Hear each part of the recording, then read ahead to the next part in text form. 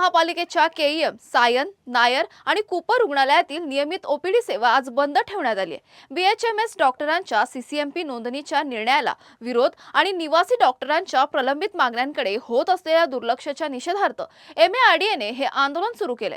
सरकारने मागण्या मान्य न केल्यास आंदोलन आणखी तीव्र करण्यात येईल असा इशारा आंदोलनकर्त्या डॉक्टर ऋतुजा राऊत यांनी दिला आहे आणि त्यांच्याशी बातचीत केली। आमचे प्रतिनिधी संतोष मोरे यांनी बघूयात। मुंबईतील निवासी डॉक्टरांचा आज एक दिवसीय संप आहे।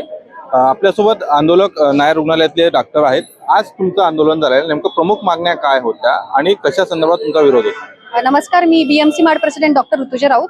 इथे आमचं आंदोलन हे बृहन्मुंबईचे चारही मेजर जे हॉस्पिटल्स आहेत, केईएम, नायर, कूपर आणि सायन हॉस्पिटल येथील डॉक्टर सर्व जमले आहोत, आंदोलनासाठी जमले आहोत। आम्ही एक दिवसीय संप आज पुकारला आहे, फक्त ओपीडी बंद असल्याचा।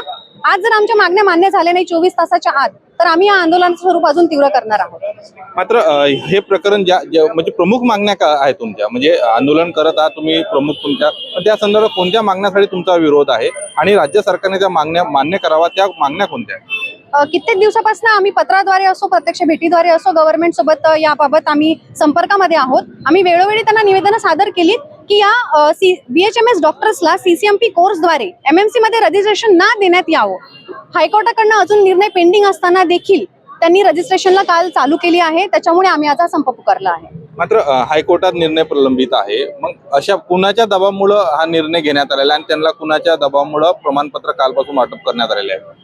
अजून या निर्णयावर स्थगिती आलेली नाहीये, पण बघायला गेलं तर हे रजिस्ट्रेशन व्हायलाच नको होतं आणि त्याच्यावर नक्कीच दबाव असू शकतो, त्याची आपण पॉसिबिलिटी टाळता येत नाही। पण हे रजिस्ट्रेशन जे चालू केलं आहे त्याच्या अगेन्स्टच आम्ही हे आंदोलन पुकारलेलं आहे। मात्र त्यांना कशामुळे रजिस्ट्रेशन मध्ये नोंदणी देण्यात यावं नाही, त्यामागचं तुमचं कारण काय? बघा, एमएमसी मध्ये त्याच डॉक्टरांना रजिस्ट्रेशन भेटतं ज्यांनी कम्प्लिटली एमबीबीएसचा 5 वर्षाचा कोर्स कम्प्लीट केला आहे आणि 5 वर्ष ॲलोपॅथीचं शिक्षण घेतलं आहे, त्याच्यामध्ये त्यांनी एक्सपर्टीज मिळवली आहे। पण बीएचएमएस डॉक्टर्सला होमिओपॅथी हे शिकवलं जातं आणि त्याच्यानंतर त्यांनी 1 वर्षाचा सीसीएमपी कोर्स केला जातो, त्याच्यामध्ये मॉडर्न फार्मॅकोलॉजी शिकवली जाते। आता जे ज्ञान आम्ही 5 वर्षातनं घेत आहोत ते 1 वर्षातनं तर भेटू शकत नाही, नाहीतर आम्ही देखील 1 वर्षाचा कोर्स करून एमएमसी मध्ये रजिस्ट्रेशन घेतलं असतं। पण 1 वर्षाच्या कोर्सद्वारे त्यांना एमएमसी मध्ये रजिस्ट्रेशन देऊन ॲलोपॅथीची प्रॅक्टिस करायला परमिशन भेटते, ते चुकीचं आहे। आणि ज्या इमर्जन्सी केअर आम्ही देतो आणि लोकांना इमर्जन्सी केअर आणि ॲलोपॅथीची ट्रीटमेंट हवी आहे, त्यांच्यासाठी देखील हे अन्यायच होत आहे। कारण लोकांना ॲलोपॅथीची प्रॅक्टिस हवी आहे, त्याच्यासाठी त्यांनी बीएचएमएस डॉक्टर्सकडे जावं किंवा एमबीबीएस डॉक्टर्सकडे जावं, हा प्रश्न भविष्यामध्ये उद्भवू शकतो। साधारणतः मुंबईतील संपूर्ण रुग्णालयातले किती निवासी डॉक्टर सध्या संपावर गेलेले आहेत?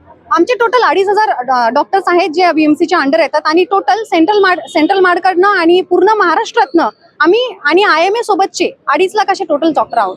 जर राज्य सरकारनं तुमची मागणी मान्य केली नाही तर पुढील तुमच्या संघटनेची दिशा काय असणार आहे?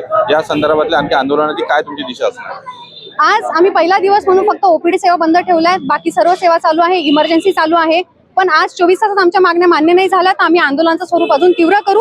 वेळोप्रसंगी आम्ही इमर्जन्सी आणि अजून सेवा देखील विड्रॉ करण्याचा ठरवतो। मात्र जर आज मागण्या मान्य नाही झाल्या तर आंदोलन आज स्थगित होणार की हे आंदोलन पुन्हा कंटिन्यू राहणार? जोपर्यंत मागण्या मान्य होत नाही हे आंदोलन स्थगित होणार नाहीये, या आंदोलनाचं स्वरूप अजून तीव्र होत जाणार। तुम्हाला आंदोलकांना काही सरकारच्या वतीने काही बोलणं आलेलं आहे का, की चर्चेसाठी या वगैरे असं काही बोलणं सध्या झालेलं आहे का? सरकारच्या वतीने चर्चेसाठी आम्हाला निमंत्रण आलेत, चर्चा देखील झाल्या, पण त्यातनं फळ काही भेटलेलं नाहीये। ज्या पण गोष्टी घडल्या त्या आमच्यासाठी निगेटिव्ह मध्ये आहे, आमच्या फेवर मध्ये काही घडलेल्या नाहीत, त्याच्यामुळे आम्ही हे आंदोलन पुकारले।